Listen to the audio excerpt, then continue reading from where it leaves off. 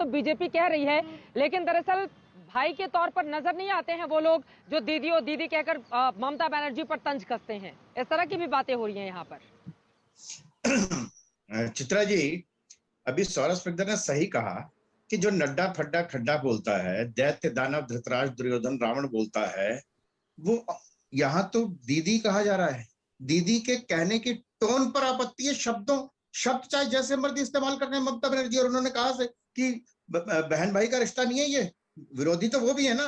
वो तो कहती है मैं प्रधानमंत्री तक नहीं मानती। और आपने सही कहा, याद दिलाया कि पत्थर का रसगुल्ला भेजूंगी।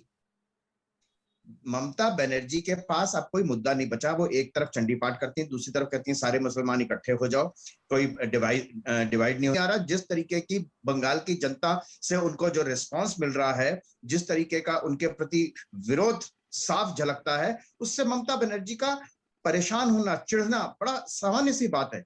और आपने कहा कि चिढ़ रही है और टीएमसी चिढ़ रही है, तो चिढ़ता कौन है? कमजोर आदमी चिढ़ता है, कभी बलशाली आदमी नहीं चिढ़ता। आत्मबल की जिसमें कमी हो, आत्मविश्वास की जिसमें कमी हो, चिढ़ता हमेशा वो है।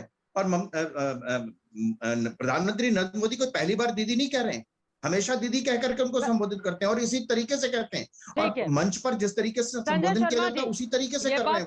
उनके मन में कहीं किसी तरीके का उम्मीद कर रहे हैं कि दीदी वैसे भी सम्मानजनक शब्द है, लेकिन दीदी और दीदी में अगर तंज भी हो तो भी ममता बनर्जी ने चड्डा बड्डा नड्डा, ये बात अब दुनिया के सामने है। उसके पहले रसगुल्ला वाला एग्जांपल मैंने दिया ही, पत्थर की बात, दुर्योधन और तमाम दूसरे लोगों से नेताओं की तुलना की जानी, तो उसके बाद आप लोग दीदी और दीदी पर इस तरह के सवाल। ममता बनर्जी कंफ्यूज है क्या, या फिर समझ में नहीं आ रहा है कि क्या किया जाए? दो चरण के चुनाव तो मैं ये बता दूं, बाकी हैं। हाँ, एक बात तो मैं ये बता दूं, न तो हमारी जननेत्री दीदी ममता बनर्जी और न ही हमारी पार्टी का कोई भी नेता अथवा कार्यकर्ता किसी भी तरीके से कंफ्यूजन से कोसों दूर है।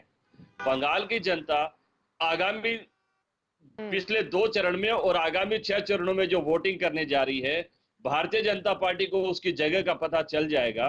और 2 मई को जब मतगणना होगी तो तृणमूल 2/3 बहुमत से स्वाभाविक रूप से सरकार बनाएगी। ये आज मेरी बात नोट कर लीजिए। अवस्थी जी की बातें मैं बहुत ध्यान से सुन रहा था कि प्रधानमंत्री दीदी कर रहे हैं, लेकिन दीदी कहने का जो उनका तरीका है, अवस्थी जी, क्या किसी भी लिहाज से वो स्वाभाविक है? प्रधानमंत्री जी मत कहिए ना दीदी, लेकिन दीदी शब्द को ऐसे चटकारे लेकर तो नहीं कहना चाहिए। तो पूछा जा रहा है कि दीदी कहने का क्या तरीका होना चाहिए? मैं वही तो बोल रही हूँ कि दीदी कहने का क्या तरीका होना चाहिए, बताइए आप बताइए दीदी कहने का कौन सा तरीका होना चाहिए। और दीदी राजनीतिक विरोधी भी है, कैसे बुलाना चाहिए? कि प्रधानमंत्री जी को हमें ये भी बताना पड़ेगा कि वो कैसे संबोधित करें। ये बहुत बड़ी दुर्भाग्य है। संजय जी आप बताइए ना, दीदी कैसे कहा जाए, आप बताइए। दीदी कहना क्या हमको बताना पड़ेगा? अब उनके दीदी और दीदी कह लेने से अगर उनकी जो प्रजा है जो उनको फॉलो करती है उसमें ऊर्जा आ जाती है, तो आप लोगों को वो तस्वीर चुभ रही है।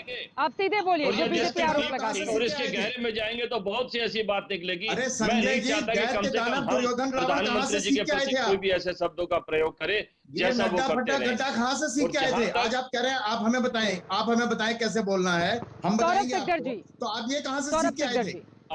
अवस्थी जी, जी बहन से खत्म हो जाए। यहाँ पे चित्रा दीदी है, हमारा बहन समान है, आप बुला कर दिखा दीजिए ना। आप वो बातें ऐसे बुलाते हैं, दिखा दीजिए। करना नहीं चाहते, आपका भगवान कटमनी के नाम पर उससे क्षमा मांगो जाकर के, मुझसे क्षमा मांगने की जरूरत नहीं है। कटमनी 300 किसान दिल्ली में शहीद हो गए, उससे क्षमा मांगने की तो सोचे आप लोग।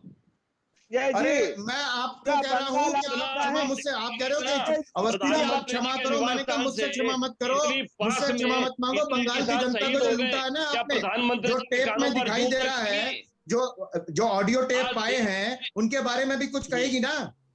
चले ठीक है, थोड़ा सा आगे बढ़ते हैं चर्चा में। समझ में आ गया दीदी और दीदी, इसके पहले भी बहुत सारे मुद्दों की एंट्री हो गई है।